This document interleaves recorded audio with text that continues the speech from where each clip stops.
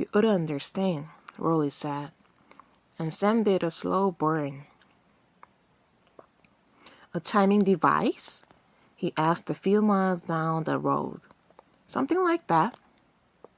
They drove to Cleveland in complete silence. For a few miles, as the lights of Greenville slowly disappeared across the flat land, Sam half expected to see a fireball or hear a distant rumble. Nothing happened. Latch even managed to catch a little nap. The truck stop cafe was crowded when they arrived. As always, Rolly eased from his seat and closed the passenger door. "Until we meet again," he said with a smile through the open window, then walked to his rental car.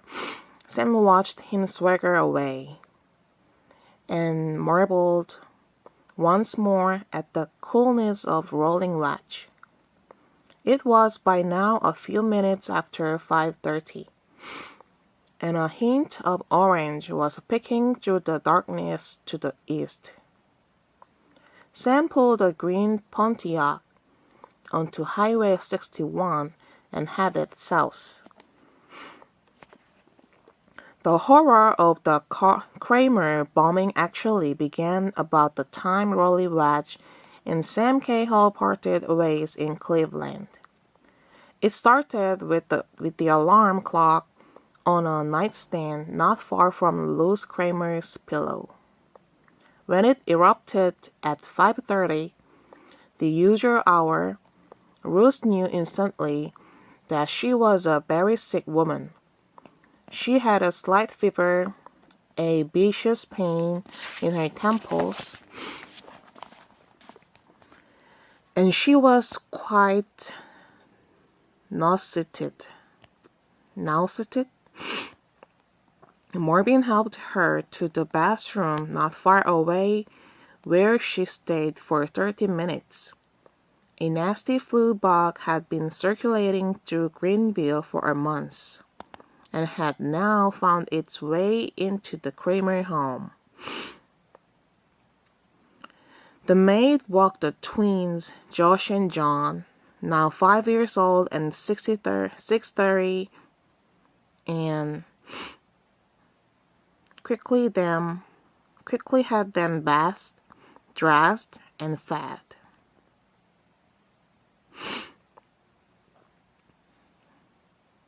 Marvin thought it best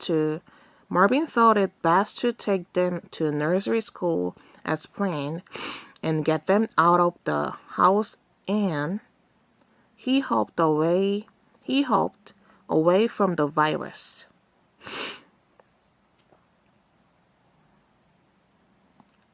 He called a doctor friend for a prescription and left the maid $20 to pick up the medication at the pharmacy in an hour. He said goodbye to Ruth, who was lying on the floor of the bathroom with a pillow under her head and an ice pack over her face, and left the house with the boys. Not all of his practice was devoted to civil rights litigation. There was not enough of that to survive in Mississippi in 1967. He handled a few criminal cases and other generic civil matters, divorces, zoning, bankruptcy, real estate. And despite the fact that his father barely spoke to him, and the rest of the Kramers barely uttered his name, Marvin spent a third of his time at the office working on family business. On this particular morning, he was scheduled to appear in court at 9 a.m.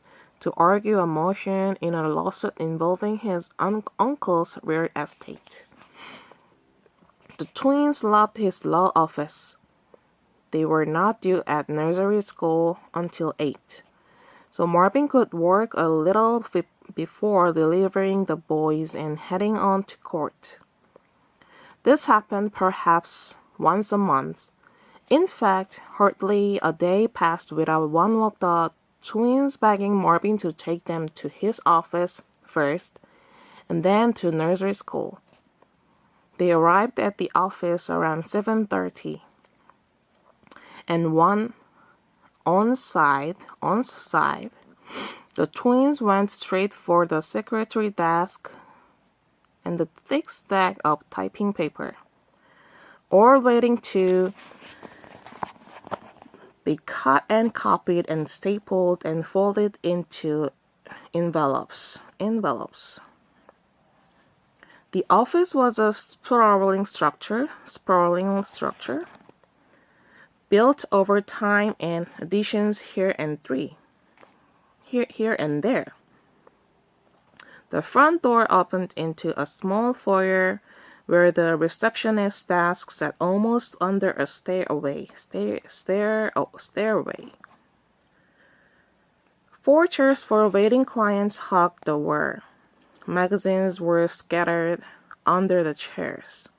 To the right and left of the foyer were small offices for lawyers. Marvin now had 3 associates working for him. A hallway ran directly from the foyer through the center of the downstairs.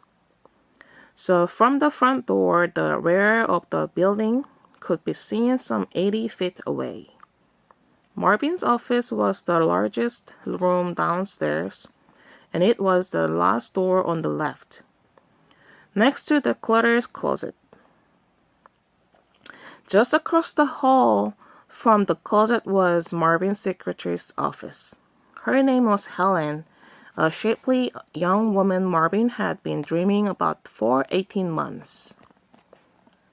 Upstairs on the second floor were the cramped offices of another lawyer and 2 secretaries.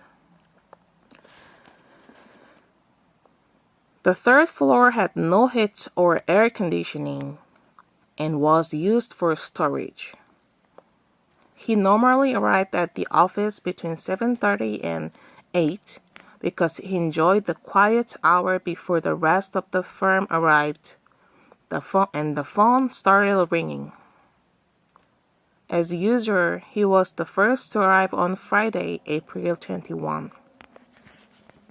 He unlocked the front door, turned on the light switch, and stopped in the foyer. He lectured the twins about making a mess on Helen's desk. But they were up, down the hallway and didn't hear a word. Josh already had the scissors and John had the stapler. By the time Marvin stuck his head in for the first time and warned them, he smiled to himself, then went to his office where he was soon deep in research. At about 7:45, he would recall later from the hospital. Marvin climbed the stairs to the 3rd floor to retrieve an old file which he thought at the time had some relevance to the case he was preparing. He mumbled something to himself as he bounced up the steps. As things evolved, the old file saved his life.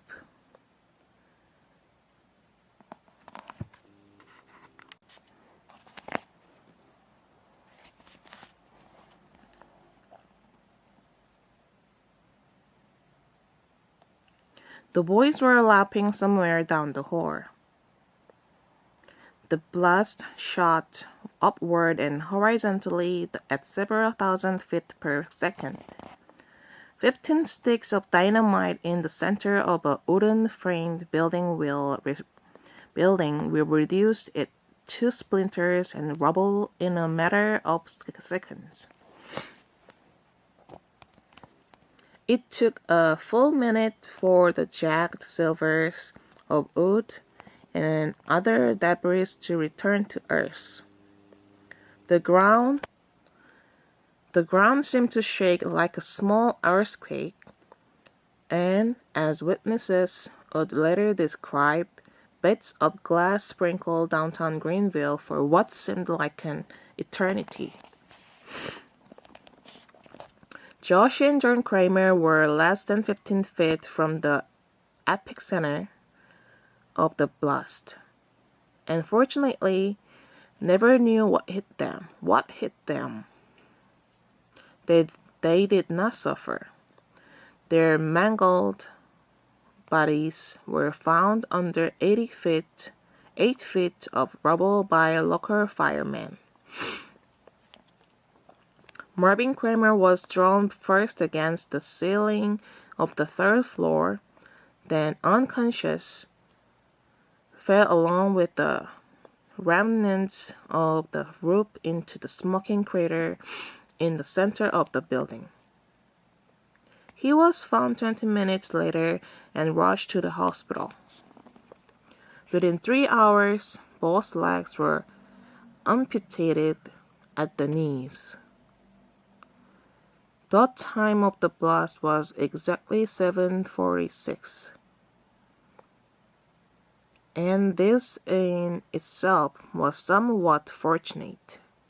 Helen, Marvin's secretary, was leaving the post office 4 blocks away and felt the blast. Another 10 minutes, and she would have been inside making coffee. David Luckland, a young associate in the law firm, lived 3 blocks away and had just locked his apartment door when he heard and felt the blast. Another 10 minutes, and she would been peeking through his mail in his second-floor office. A small fire was ignited in the office building next door, and though it was quickly contained, it added greatly to the excitement. The smoke was happy for a few moments, and this sent people scurrying. There were 2 injuries to pedestrians. A 3-foot section of a 2x4 landed on a sidewalk 100 yards away, bounced once, then hit Mrs. Mildred Telton square in the face as she stepped away from her parked car and looked in the direction of the explosion.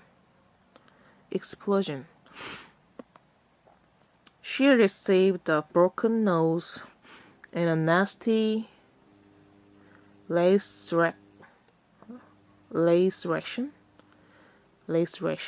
but recovered in due course. The second injury was very minor, but very significant. A stranger by the name of Sam Cale was walking slowly towards the Kramer office when the ground shook so hard he lost his footing and tripped on a street curb.